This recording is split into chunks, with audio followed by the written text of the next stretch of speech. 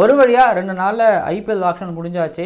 அவங்க வேலையை செஞ்சுட்டாங்க. 2 நாள்ல உட்காந்து அவங்களுக்கு தேவையான ஸ்குவாட சண்டை போட்டு எடுத்துருக்குறாங்க. பட் நம்மளோட வேலை என்ன? அவங்க எடுத்த அந்த 10 டீமையும் ரிவ்யூ பண்ணணும்.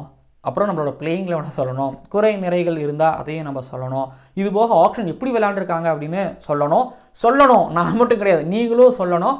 ஸோ அது போக வந்து பார்த்தீங்க அப்படின்னா உங்ககிட்ட நான் வழக்கமாக சொல்கிறதான் சப்ஸ்கிரைப் பண்ணுங்கள் அப்படின்னு சொல்லுவேன். சப்ஸ்கிரைப் பண்ணுங்கிறத தாண்டி இப்போது இந்த வீடியோவில் வந்து மொத்தம் 3 டீமோட ஸ்குவாட் ரிவ்யூ பார்க்க போகிறோம், ஆக்ஷன் ரிவ்யூ பார்க்க போகிறோம். அந்த 3 டீம் எந்தெந்த team? Chennai super kings, Gujarat titans, Delhi Capitals. அப்புறம் உங்ககிட்ட கேட்குற விஷயம் என்னென்னா, வீடியோவை தயவு செஞ்சு கமெண்ட் பண்ணுறதுக்கு முன்னாடி சப்ஸ்கிரைப் பண்ணி உங்களோட ஃப்ரெண்ட்ஸுகளுக்கு ஷேர் பண்ணுறதுக்கு முன்னாடி லைக்கும் பண்ணிடுங்க.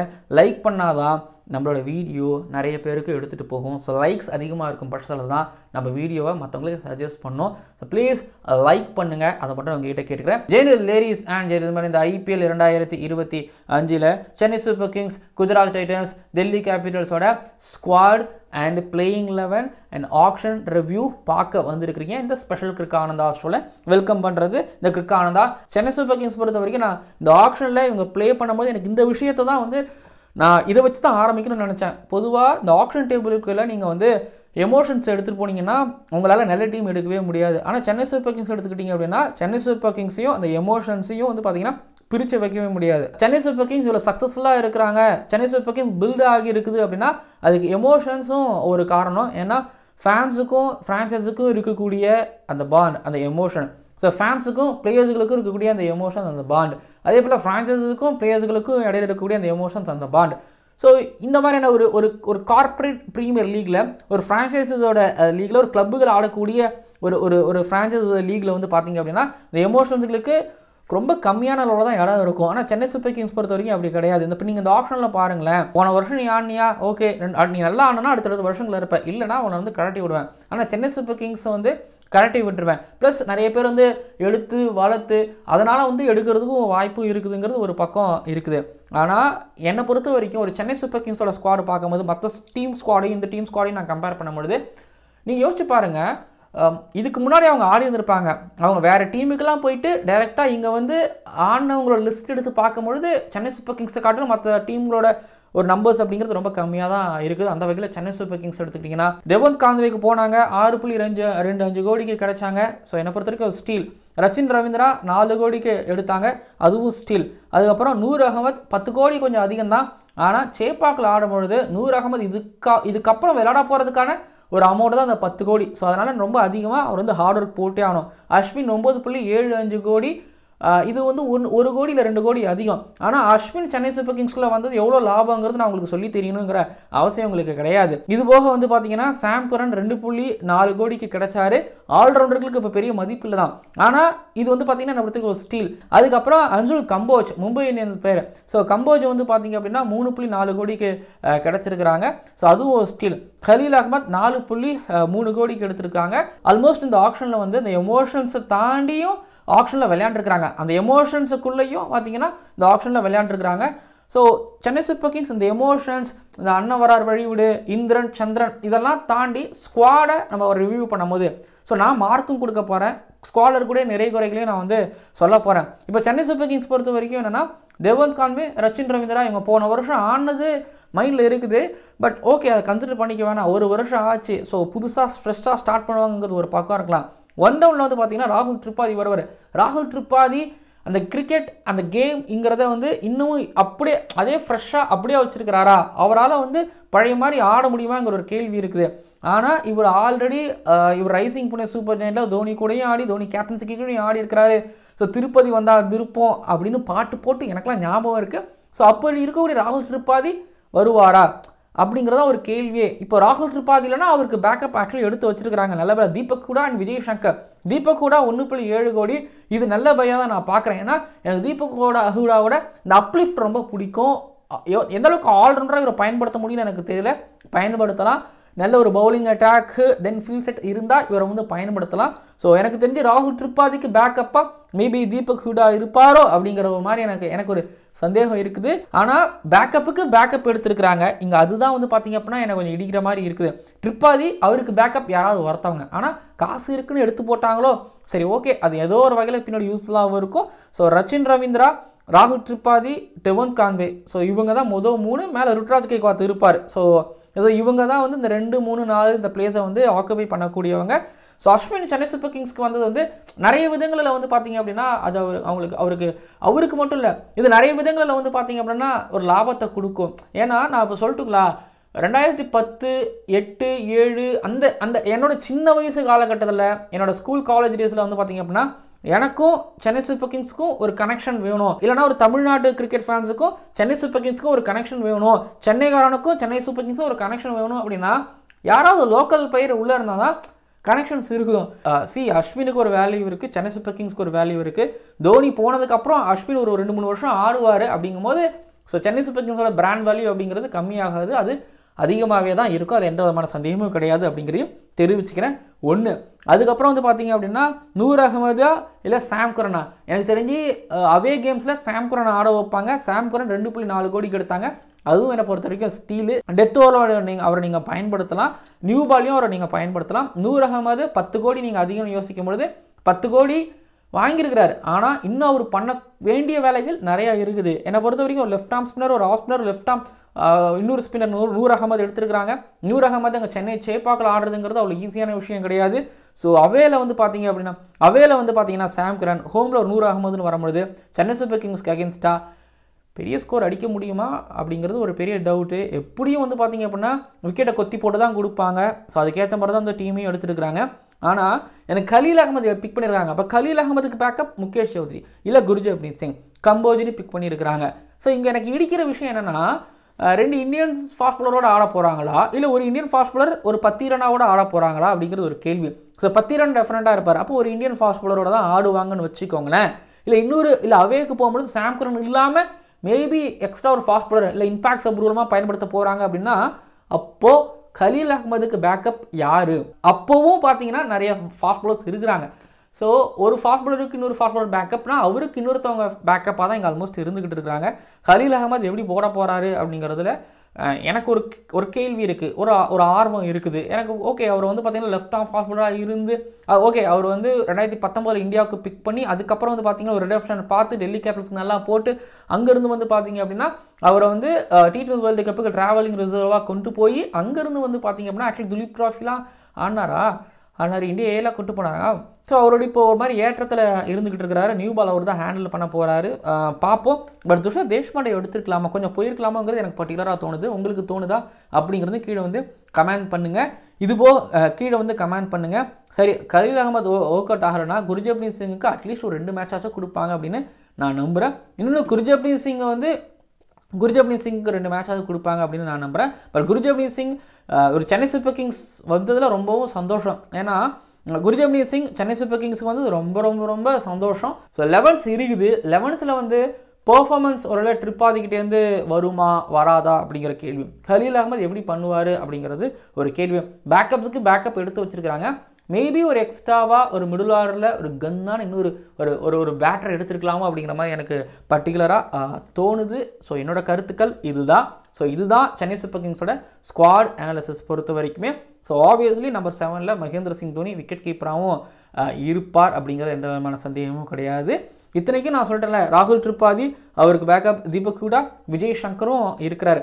ஸோ பேக்கப் மொத்தம் 3 பேர் இருக்காங்க. அதே போல் தான் பவுலர்களுக்கு 3 பேர் இருக்காங்க.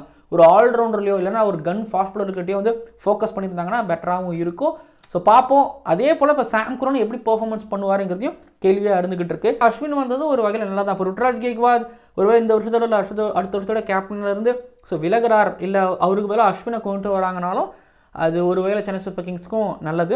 ஸோ சென்னை சூப்பர் கிங்ஸ் பொறுத்த வரைக்கும் ஹோமில் டெஃபினட்டாக 7 மேட்ச் 7 வின் பண்ணிடுவாங்கிறதுல சந்தேகமே கிடையாது. அண்டு அவேலையும் பெட்டர் பெர்ஃபார்மன்ஸ் கொடுப்பாங்க நான் நம்புகிறேன். ஸோ என்னை பொறுத்த வரைக்கும் சென்னை சூப்பர் கிங்ஸோட ஸ்குவாடுக்கு 10க்கு 8 மார்க் நான் தருகிறேன். லெஃப்ட் ரைட் காம்பினேஷன் பக்கா இருக்குது. ஸ்பின்னர்ஸோட ஸ்பின் அட்டாக் வேறு மாதிரி இருக்குது. அண்ட் ஃபாஸ்ட் பவுலர்ஸில் கொஞ்சம் மாறி இருக்கிறாங்க. பட் என்னை பொறுத்த வரைக்கும் இதுதான் என்னோட மார்க். நீங்கள் எவ்வளோ மார்க் தரீங்க அப்படிங்கிறத மறக்காமல் கீழே வந்து கமெண்ட் பண்ணுங்கள். அடுத்ததாக குஜராத் டைட்டன்ஸ். ஸோ அஸ்வினோட மோக ஆக்ஷனுக்காக ஆனதுனால இந்த டீமை பற்றி மற்ற டீமுகளோட கொஞ்சம் அதிகமாகவே தெரியும்னு கூட நீங்கள் வச்சுக்கோங்க. என்ன தேவை இல்லைங்கிறது நல்லாவே தெரியும். பட் நாங்கள் பிக் பண்ணியிருந்தோம் ஜாஸ் பட்டரை, அதே போல் இங்கே பிக் பண்ணியிருக்கிறாங்க. இது என்ன சொல்கிறது, 15.75 கோடி தான். ஆனால் என்னை பொறுத்த வரைக்கும் இது நல்ல காசு. ஜாஸ் பட்லர் மாதிரியான ஒரு எக்ஸ்பீரியன்ஸ் கேண்டிடேட் இந்த டாப் ஆர்டரில் வேணும். போன வருஷம் குஜராத் டைட்டன்ஸை வந்து ஒரு ஓடிஐ டீம்னு சொல்லியிருந்தாங்க. ஏன்னா கில், சாய் சுதர்ஷன், விஜய் சங்கர், மேலே கேன் வில்லியம்சன் இவங்கெல்லாம் இருந்ததுனால வந்து பார்த்திங்க அப்படின்னா அப்படி ஒரு கேலிக்கு கிண்டலுக்கு ஆயாச்சு. ஸோ அதனால் வந்து இந்த வருஷம் அப்படிப்பட்ட டீமாக இருக்கக்கூடாது, நான் மோகோ ஆப்ஷனில் ஆடணும். ஸோ அப்படிப்பட்ட டீம், அது நாங்கள் எடுத்த மாதிரி ஒரு டீமை இவங்க ரிஃப்ளெக்ட் பண்ணியிருந்தாங்க, ரிசம்பிள் பண்ணியிருந்தாங்க அப்படின்னா அது டெஃபினட்டாக அது ஒர்க் அவுட் ஆகும் அப்படிங்கிற மாதிரி நான் நினச்சேன். Jos Buttler, Gill, Sai Sudharsan, so மேலே அப்புறம் நம்பர் 4 தான். சரி, எங்களுக்கு ஒரு பிரச்சனை இருந்துச்சு. அந்த மிடில் ஆர்டரில் வந்து பார்த்திங்க அப்படின்னா ஒரு கன், ஒரு நல்ல ஒரு மிடில் ஆர்டர் பேட்டர், ஆங்கர்லாம் இல்லை, கன் ஒரு மிடில் ஆர்டர் பேட்டர் அப்படிங்கிற மாதிரி தான் நாங்கள் எக்ஸ்பெக்ட் பண்ணோம். ஆப்ஷனில் அங்கே நேஹல் வதேராவை நாங்கள் பிக் பண்ணியிருந்தோம். பட் இங்கே வந்து பார்த்தீங்க அப்படின்னா இவங்க வந்து கிளென் ஃபிலிப்ஸ் அண்ட் ருத்தர்ஃபோர்டுக்கு போயிருக்கிறாங்க. இப்போ கிளென் ஃபிலிப்ஸ் வந்து பார்த்தீங்கன்னா அன்சோல்டு ஆகிட்டு திரும்ப இவங்க கடைசியாக எடுத்தாங்க. பட் ருத்தர்ஃபோர்டை முன்னாடியே எடுத்தாங்க, 2.6 கோடிக்கு எடுத்தாங்க. சார் நம்பர் 5ல் இவங்க 2 பேர்த்தில் யாராவது ஒருத்தவங்களை பயன்படுத்துவாங்க. ஷாருக் கான் நம்பர் 4 போன வருஷம் நம்பர் 4ல் தான் ஜிடிக்கு ஆடினார். அப்போ 5ல் வந்து கிளென் ஃபிலிப்ஸ் இல்லை ருத்தர்ஃபோர்டை நான் பயன்படுத்துகிறேன். 6ல் ராஷித் கான், 7ல் வாஷிங்டன் சுந்தர், ராகுல் திவாத்தியாவை எங்கே பயன்படுத்துறது, இல்லை இம்பாக்ட் சாப்பாக கூட நான் பயன்படுத்துவேன். 8ல் வாஷிங்டன் சுந்தர் 2 கோடிக்கு எடுத்தாங்க. அதுக்கப்புறம் ஜிடி வந்து அந்த பவுலிங் யூனிட்டே உருவாக்கணும். அப்படிங்கும்போது இவங்களுக்கு கேஜி ரபடா ஆர்டிஎம் மூலமாக இவங்க முகமது ஷமிக்கும் போல மில்லருக்கும் போல அது ஆச்சரியமாக இருந்துச்சு. ஸோ கேஜி ரபடா 10.75 கோடிக்கு எடுத்தாங்க. தனியாக எப்படி கேஜி ரபடா போட போகிறாருன்னு தெரில. ஒரு டெஸ்ட் பவுலராக தான் நான் இது வரைக்கும் அவரை பார்த்தேன் ரீசன்ட் பாஸ்ட் டைமில். பட் T20க்கு எப்படி பண்ண போகிறாருங்கிறது question mark. T20 world cup நல்லா பண்ணார், ஓகே. அதுக்கப்புறம் வந்து பார்த்தீங்கன்னா முகமது சிராஜ் 12.25 கோடிக்கு எடுத்தாங்க. ஸோ பார்ப்போம் இவரோட பெர்ஃபார்மன்ஸ் எப்படி இருக்க போகுதுன்னு சொல்லிட்டு. அதுக்கப்புறம் 9ல் பிரசித் கிருஷ்ணா 9.5 கோடிக்கு எடுத்துருக்கிறாங்க. அவர் டெஃபினட்டாக பிளேயிங் லெவல் ஸ்ட்ரைட்டாகவே இருப்பார். இது போக வந்து பார்த்திங்க அப்படின்னா கோச் சேவ் 2.4 கோடிக்கு எடுத்தாங்க. கேஜி ரபடாவுக்கு பேக்கப்பா அப்படின்லாம் எனக்கு தெரில. என் ஆப்ஷனாக இருப்பாரான்னு எனக்கு கொஞ்சம் டவுட்டு தான். அதுக்கப்புறம் அர்ஷத் கான் அண்ட் ஆல்ரவுண்டர் 1.3 கோடிக்கு எடுத்தாங்க. ஒருவேளை சாய் கிஷோர் வேணாம்ப்பா, நாங்கள் ஒரு ஃபாஸ்ட் பவுலிங் ஆல்ரவுண்டரோட போகிறோம்ப்பா அப்படின்னா சாய் கிஷோருக்கு பதிலாக எங்கள் அர்ஷத் கானை மைபி பயன்படுத்துறதுக்கான ஒரு வாய்ப்பு இருக்குது. இல்லை அப்படியே 5ல் வந்து ஒரு ராஷித் கானோ இல்லை ராகுல் திவாத்தியாவை பயன்படுத்திக்கிட்டு அப்படியே ராஷித் கான், சுந்தர் அப்படின்னு வந்துட்டு அர்ஷத் கான் ஒரு ஃபாஸ்ட் பவுலிங் ஆல்ரவுண்டராகவும் எக்ஸ்ட்ராவாக ஆட் பண்ணுறதுக்கு வாய்ப்பு இருக்குது. ஏன்னா ஹர்திக் பாண்டியா, உமர் தாய், அதுக்கப்புறம் ஒரு ஃபாஸ்ட் பவுலிங் ஆல்ரவுண்டர் தேவை, அது அர்ஷத் கானாக கூட இருக்கலாம். ஸோ குமார் குஷராவை ஒரு 65 லட்சத்துக்கு எடுத்தாங்க. ஸோ பெஞ்ச் பண்ணுவாங்க. இது போக வந்து பார்த்தீங்க அப்படின்னா ஜெயந்த் யாதவும் ஒரு 75 லட்சத்துக்கு எடுத்தாங்க. அனுஜ் ராவத்தையும் எடுத்தாங்க. லாம்பரார் 1.7 கோடிக்கு எடுத்தாங்க. ஒருவேளை மிடில் ஆர்டரில் அந்த நம்பர் 4ல் அவர் ஆட வச்சுட்டு 5ல் ஷாருக் கான், 6ல் ஒரு கிளென் ஃபிலிப்ஸ், 7ல் ராஷித் கான் இந்த மாதிரி கூட வருவாங்களோ அப்படிங்கிறது எனக்கு தோணுது. பட் அது அந்த அளவுக்கு வரத்துக்கு வாய்ப்புகள் கிடையாது அப்படின்னு நான் நம்புகிறேன். ஓவரால் குஜராத் டைட்டன்ஸ் ரிட்டன்ஷனில் நல்லா ரிட்டைன் பண்ணி வச்சுருந்தாங்க. பிளேயர்ஸுக்கெல்லாம் சூப்பராக பார்த்து அண்ட் ஆக்ஷனில் வந்து பார்த்தீங்கன்னா பிளான் பண்ணி விளையாண்டுருக்காங்க அப்படிங்கிறது தெரியுது. பட் அவங்க நினச்ச டீம் வந்துச்சா அப்படின்னா எனக்கு தெரிஞ்சு ஒரு 75%, 80% வந்துருக்கலாம். மேபி இந்த 25% வந்து அந்த மிடில் ஆர்டர்லையோ இந்த லோவர் மிடில் ஆர்டர்லையோ மிஸ் ஆகிருக்கலாமோன்னு எனக்கு தோணுது. ஆனால் மற்றபடி நீங்கள் ஸ்குவாடை பாருங்கள், Rashid Khan and Washington Sundar leg spinner, off spinner வேறு மாதிரி, லெஃப்ட் ஆர்ம் ஸ்பின்னர் சாய் கிஷோரை கூட இவங்க பயன்படுத்தலாம். அதுக்கப்புறம் கேஜி ரபடா, சிராஜ், பிரசித் கிருஷ்ணா, இந்த பவுலிங் அட்டாக் தான் எப்படி இருக்க போகுதுங்கன்னு பார்க்குறதுக்கு நான் ஆவலோட இருக்கிறேன். மேலே வந்து பார்த்தீங்க அப்படின்னா Jos Buttler, Gill, Sai Sudharsan, Shahrukh Khan, Glenn Phillips, Rashid Khan இந்த பேட்டிங் ஆர்டர் எல்லாரும் சேர்ந்து டெமாலிஷ் பண்ணாங்கனாலே குறைஞ்சபட்சம் 180-190 ரன்களுக்கு மேலே அடிக்கலாம். இந்த 190-200 ரன்னையே வந்து பார்த்தீங்க அப்படின்னா டிஃபெண்ட் பண்ணுற மாதிரியான பவுலிங் அட்டாக் தான் இது இருக்குது. அவ்வளோ மோசம் கிடையாது. ஆனால் பவுலர்ஸ் ஓவரோட ரன்களை ஃபஸ்ட்டு ஆரம்பத்தில் கொடுத்துட்டாங்க அப்படின்னா சேசிங்கில் இந்த டீம் எப்படி பண்ணுவாங்கிறதும் எனக்கு ஒரு கேள்வியாக இருந்துக்கிட்டு இருக்கு. பார்ப்போம். அதிக தமிழர்கள் உள்ள ஒரு ஐபிஎல் டீமாக இந்த டீம் இருக்குது. எவ்வளோ மார்க்னு கேட்டிங்கன்னா நான் 10க்கு 8 மார்க் தரேன். குஜராத் டைட்டன்ஸ் பொறுத்த வரைக்குமே வந்து பார்ப்போம் இவங்க கப் அடிக்கிறாங்களா, இவங்களுக்கு ஸ்குவாட் எப்படி இருக்குன்னு நீங்கள் கீழே வந்து கமெண்ட் பண்ணுங்கள். அடுத்ததாக டெல்லி கேபிட்டல்ஸ் பொறுத்த வரைக்குமே வந்து இவங்க ரிஷப் பண்டை ரிலீஸ் பண்ணாங்க. ஓனர் கோஷ்டி பிரச்சனை அதெல்லாமே ஒரு பக்கம் இருந்துச்சு. அதனால் வந்து பார்த்தீங்கன்னா ரிக்கி பாந்திங்கும் போனார். இப்போ கோச் ஹேமந்த் பதானியாக நியமிச்சிருக்கிறாங்க. அதுக்கப்புறம் வந்து விஜய் பரத்வாஜ் ஸ்கவுட்டாக இருந்தாரா, அப்புறம் சௌரவ் கங்குலியும் உள்ள அட்மினிஸ்ட்ரேஷனுக்குள்ளே அவர் இருக்கிறாரு. சரி ஓகேப்பா, ஆளுகளும் புதுசு, கோச்சுகளும் புதுசு, என்ன பண்ண போகிறாங்க, ஆளுகள் எப்படி எடுக்க போகிறாங்க அப்படின்னு பார்க்கும்பொழுது ஆல்ரெடி ரிட்டைன் பண்ணும்பொழுது அக்சர் பட்டேல், ஸ்டப்ஸு, குல்தீப் யாதவ் இவங்களெல்லாம் வந்து இவங்க ரிட்டைன் பண்ணி வச்சுருந்தாங்க. ஸோ இவங்களை பொறுத்த வரைக்கும் கீழே நல்ல ஒரு bowling unit, top order and middle order ready பண்ணணுங்கிறது தான் இவங்களுக்கு இருக்கக்கூடிய ஒரு சேலஞ்ச். பட் ஆனால் ரிட்டன்ஷனில் வந்து பார்த்தீங்கன்னா ஒரு மாதிரி யங் கன்களை வந்து இவங்க பிக் பண்ணி வச்சுருந்தாங்க. ஸோ இப்போ ஆக்ஷனுக்குள்ளே வரும்பொழுது இவங்க ஸ்டார்க்கையும் நட்டுவையும் ஒரு 22 கோடியில் அவங்க எடுத்துட்டாங்க. ஸோ ஸ்டார்க் போன வருஷம் உங்களுக்கு ஞாபகம் இருக்கும் எவ்வளோ கோடிக்கு போனார்னு சொல்லிட்டு. அதுலேயே அப்படியே பாதி இப்போ வாங்கியிருக்கிறாரு 11.75 கோடி. என்னை பொறுத்த வரைக்கும் அது ஸ்டீலாக தான் நான் பார்க்குறேன். ஏன்னா அந்த ஆக்ஷனில் வந்து பொதுவாக இந்தியன் ஃபாஸ்ட் பாலரோ அவங்களுக்கு வந்து எவ்வளோ போகிறாங்க, மிஞ்சி போனால் ஒரு 12-13 போகிறாங்க. ஆனால் இப்போ ஸ்டார்க்குக்கு வந்து பார்த்திங்க அப்படின்னா 11.75 போயிருக்கிறாங்க. நட்டு 10.75. இதுவும் என்னை பொறுத்த வரைக்கும் நட்டுக்கும் லாபம், டெல்லி கேபிட்டல்ஸ்க்கும் லாபமாக நான் பார்க்குறேன். கடைசியாக முகேஷ்குமாருக்கு ஆர்டிஎம் போட்டாங்க, 8 கோடிக்கு ஆர்டிஎம் போட்டாங்கன்னு வச்சுக்கோங்களேன். இப்போ நியூ பாலில் ஸ்டார்க் தொடங்குவார், நட்டு ஒரு ஓவர் போடுவார், முகேஷ்குமார் ஒரு ஓவர் போடுவார். இது இடையில அக்ஷர் பட்டேலும் நியூ பால் போடுவார். ஸோ நியூ பாலை ஹேண்டில் பண்ணுறதுக்கு இவ்வளோ பேர் இருக்காங்க. தேவைப்பட்டால் ஸ்டப்ஸு கூட நியூ பாலை ஹேண்டில் பண்ணுறதுக்கு வாய்ப்பு இருக்குது. அப்புறம் தர்ஷன் லல்கண்டேவையும் மேபி பயன்படுத்துறதுக்கு ஒரு வாய்ப்பு இருக்குது. மற்றபடி வந்து பார்த்திங்க அப்படின்னா நம்ம டாப் ஆர்டருக்கு போகலாம். இருங்க டாப் ஆர்டருக்கு போகலாம். கேஎல் ராகுல் எடுத்துருக்காங்க. கேஎல் ராகுல் ஆர்சிபிக்கு போவார், அங்கே கேப்டனாக இருப்பார்னு பார்த்தா இப்போ டெல்லி கேபிட்டல்ஸ்க்கு வந்திருக்காரு. டெல்லி கேபிட்டல்ஸ் வந்து இப்போ கேஎல் ராகுலை கேப்டனாக போடுவாங்களா? கேஎல் ராகுல் ஒரு 14 கோடிக்கு எடுத்துருக்காங்க. 14 கோடிக்கு எடுத்ததே ஒரு ஸ்டீல் தான்.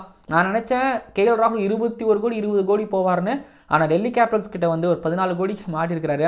இப்போ ஃப்ரேசரையும் இவங்க எடுத்தாங்க. ஏன்னா ஹேமங் பதானி மூலமாக தான் IL T20 ஃப்ரேசரை வந்து இன்ட்ரடியூஸ் ஆகி அங்கேருந்து கலக்கி IPL-க்குள்ளே வந்தார். அப்போ ஃப்ரேசரை ஹேமங் பதானி எடுக்காமல் வேறு யார் எடுப்பா? 9 கோடிக்கு எடுத்தாங்க. ஃபேஃப் டு பிளஸஸ் எடுத்துக்கிட்டிங்கன்னா ஒரு மாதிரி ரொம்ப கம்மியான ரேட்டில் கிடச்சாங்க. இப்போது ஓப்பனர்ஸ் இவ்வளோ பேர் இருக்காங்க. கேஎல் ராகுல், ஃப்ரேசர், ஃபேஃப் டு பிளஸஸ் ஐயோன்னு இருக்கும்பொழுது ஃபேஃப் டு பிளஸஸும் ஃப்ரேசரும் ஓப்பன் பண்ணுவாங்க. அப்போது 1 டவுன் நம்பர் 4 நம்பர் 5லாம் நீங்கள் குழப்பிக்க வேணாம்னு நான் சொல்லுவேன். ஏன்னா நான் குழம்பி அதை சரி பண்ணியிருக்கேன். ஸ்டப்ஸ் 1 டவுனில் வராரு. ஹாரி ப்ரூக் வந்து பார்த்திங்க அப்படின்னா அவங்க 6.25 கோடிக்கு எடுத்தாங்க. எதனால் எடுத்தாங்க பார்ப்போம், அவர் எப்படி பெர்ஃபார்மன்ஸ் பண்ணுறாருன்னு சொல்லிட்டு. கேஎல் ராகுல் ஆக்ஷனுக்கு முன்னாடி வந்து பார்த்திங்கன்னா நான் வந்து எந்த பொசிஷனில் வேணாலும் ஆடுறதுக்கு ரெடி, எந்த ரோலை கொடுத்தாலும் நான் பண்ணுவேங்கிற ஒரு நிலைமைக்கு இப்போ அவர் வந்துட்டார். அப்படிங்கும்போது வந்து பார்த்திங்க அப்படின்னா ஒரு 5லையோ இல்லை 6லையோ கேஎல் ராகுல் ஒரு விக்கெட் கீப்பராகவே நான் வந்து பயன்படுத்துவேன். அதுக்கு அடுத்தது வந்து பார்த்திங்கன்னா அசுதோஷை யூஸ் பண்ணலாம், மேபி சமீர் ரிஸ்வி தேவைப்பட்டா யூஸ் பண்ணிக்கலாம், அக்ஷர் பட்டேல், குல்தீப் யாதவ் இப்படின்னு வருவாங்க. முன்ன சொன்ன மாதிரி இம்பாக்ட் சப்பில் வந்து பார்த்திங்க அப்படின்னா நான் ரோஹித் சர்மாவை ஒரு வேளை உள்ளே கொண்டு வரலாம், சமீர் ரிஸ்வியை கொண்டு வரலாம். ஸோ இதுதான் வந்து பார்த்திங்க அப்படின்னா டெல்லி கேபிட்டல்ஸோட ஒரு பிளேயிங் 11 அண்ட் இவங்களோட ஸ்குவாடை பொறுத்த வரைக்கும் இதுதான். அண்ட் பவுலிங்கில் எடுத்திங்கன்னா ஒரு 7 பேர் 6 பேர் பவுலிங் போடுவாங்க. ஸோ அந்த மாதிரி ஒரு டெல்லி கேபிட்டல்ஸ் ஆப்ஷனில் எல்லாம் விளையாண்டுருக்குறாங்க. அண்ட் யார் கேப்டன் டெல்லி கேபிட்டல்ஸ்க்கு? ஃபேஃப் டு பிளஸஸா, கேஎல் ராகுலா, அக்ஷர் பட்டேலா? அக்ஷர் பட்டேலுக்கு அவ்வளோ காசு கொடுத்து அவர் ரிட்டைன் பண்ணி வச்சுருக்கிறாங்க. ஃபேஃப் டு பிளஸஸ் தான் கேப்டனாக வைக்க மாட்டாங்க வெளியில் அப்படின்னு நான் யோசிக்கிறேன். கேஎல் ராகுலா, அக்ஷர் பட்டேலா? நீங்கள் கமெண்ட் பண்ணுங்கள். எனக்கு இதுக்கப்புறம் கேஎல் ராகுலுக்கு கேப்டன்சி அப்படின்னு நான் பற்றி யோசிக்கும் போது நல்லா பண்ணுவார் தான், பிரச்சனை கிடையாது. ஆனால் வேறு ஒரு புது கேப்டன் நோக்கி இவங்க நகர்றாங்களோ? அப்போ அக்ஷர் பட்டேல் டெல்லி கேபிட்டல்ஸோட கேப்டனாக இருப்பார், கேஎல் ராகுல் கேப்டனாக இருக்கிறதுக்கு வாய்ப்பு இல்லையோ? ஸோ பார்ப்போம். நான் ஃபிங்கர் கிராஸோடவே விட்டு வைக்கிறேன். நீங்கள் கீழே வந்து கமெண்ட் பண்ணுங்கள் டெல்லி கேபிட்டல்ஸ்க்கு எவ்வளோ நீங்கள் மார்க் தருவீங்க. இவங்களுக்கும் நான் 10க்கு 8 மார்க் தரேன். ஸோ நல்லா தான் எடுத்துருக்கிறாங்க டெல்லி கேபிட்டல்ஸ், சூப்பராக எடுத்துருக்கிறாங்க. ஸோ டெல்லியில் போன வருஷம் உங்களுக்கு சொல்லவே தேவையில்ல, எல்லா மேட்ச் 200 போயிட்டு இருந்து.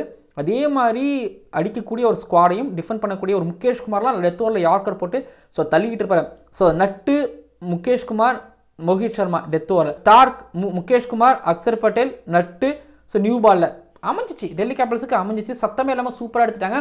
அண்ட் சின்ன பாப்பாட்டியோட நட்டு இங்கே 10.75 கோடிக்கு போயிருக்காரு, ரொம்ப சந்தோஷம். பேட் கமின்ஸ் அதுக்கப்புறம் நட்டு இருந்துச்சு, இப்போது நட்டு அண்ட் மிச்சல் ஸ்டார்க்குன்னு போகுது. ஹேமந்த் பதானி ஸோ குறி வச்சு கரெக்டாக நட்ராஜானா பிக் பண்ணியிருக்கிறாருன்னு நினைக்கிறேன். ஆனால் ஆர்சிபி கிட்ட இவங்க விட்டுருப்பாங்க. ஆனால் ஆர்சிபி இன்னும் ஒரு பிட்டு போனாங்கன்னா இவங்க இன்னொரு பிட்டு போயிருந்திருப்பாங்க. ஆனால் பக்கத்தில் வந்து டெல்லி கேபிட்டல்ஸ் கொத்திட்டு வந்துருக்காங்க நடராஜனா. ஓகேங்களா? அண்ட் இந்த 3 டீமோட ஸ்குவாட் ரிவ்யூ எப்படி இருந்துச்சு, பிளேயிங் 11 எப்படி இருந்துச்சு அப்படிங்கிறத மறக்காமல் கீழே வந்து கமெண்ட் பண்ணுங்கள். அப்புறம் இன்னொரு விஷயம், இவங்களாவது ஆர்டிஎம் முகேஷுக்கு பயன்படுத்தினாங்க. சென்னை சூப்பர் கிங்ஸ் ஆர்டிஎம் போகவே இல்லை, அவங்களுக்கு தேவையும் படலை. ஏன்னா அவ்வளோ கம்மியான அமௌண்ட்டில் அவங்களுக்கு கிடச்சிட்டாங்க. ரச்சின் ரவீந்திர, டெவில் கான்வே அவங்களுக்கு வேண்டியவங்க கிடச்சிட்டாங்க. ஓகேங்களா? நான் வீடியோ நிறைவடையுது. மறக்காமல் சப்ஸ்கிரைப் பண்ணுங்கள், பக்கத்தில் பெல் ஐக்கானை கிளிக் பண்ணுங்கள், லைக் பண்ணுங்கள். வீடியோ கொஞ்சம் லென்த்துன்னு தான் எனக்கு தோணுது, பட் இருந்தாலும் கொஞ்சம் அட்ஜஸ்ட் பண்ணி பாருங்கள். அண்ட் அடுத்தடுத்த ஸ்குவாட் ரிவ்யூ வீடியோக்குள்ளே உங்களை நான் சந்திக்கிறேன். பார்க்கலாம்.